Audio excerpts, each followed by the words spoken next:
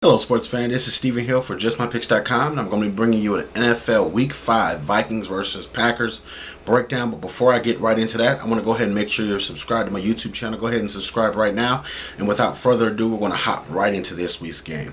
Both these teams coming in off pretty good victories. We saw the Bears last week go down to the hands of the Green Bay Packers in a very impressive win by Aaron Rodgers and the Pack. Now you're looking at Minnesota as they had Atlanta come to Minnesota in what they were able to do.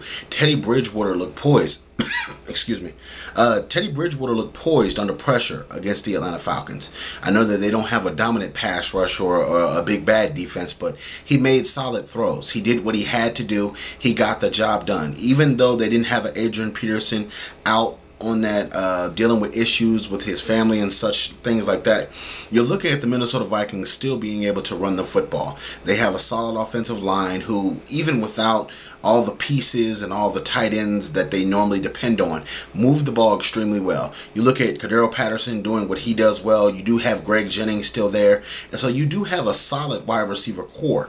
And now you look at what Teddy Bridgewater brings to the field when he made a couple of key scrambles against the Falcons. One he does with his legs that extends the play, that gives the play a little bit more life. Now, when you had a Matt Castle, he wasn't that mobile as far as Teddy is now.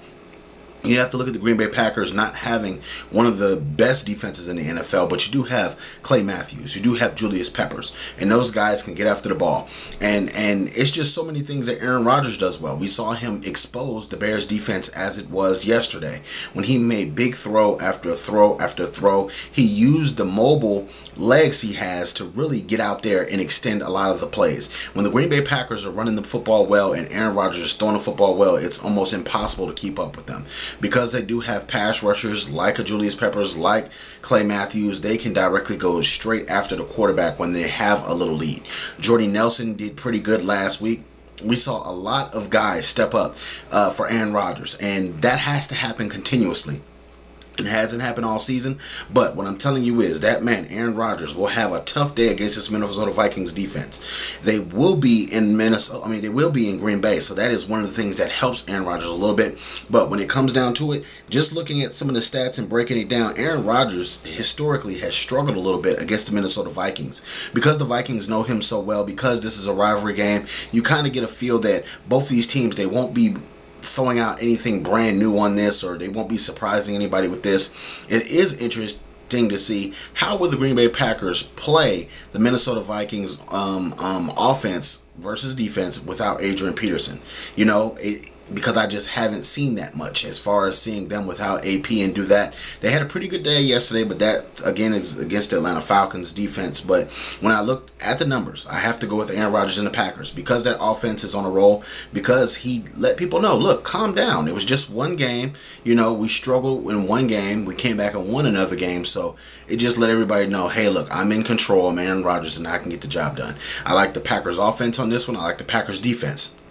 Julius Peppers can still get after the quarterback, so can Clay Matthews. Those are two of the biggest game breakers in the football, in this football game. So I'm picking the Packers to win this one. It won't necessarily be a blowout, but I think Teddy Bridgewater will keep the game close and keep it very competitive because the guy is poised under pressure. Now, let me know what you feel in the comment section below.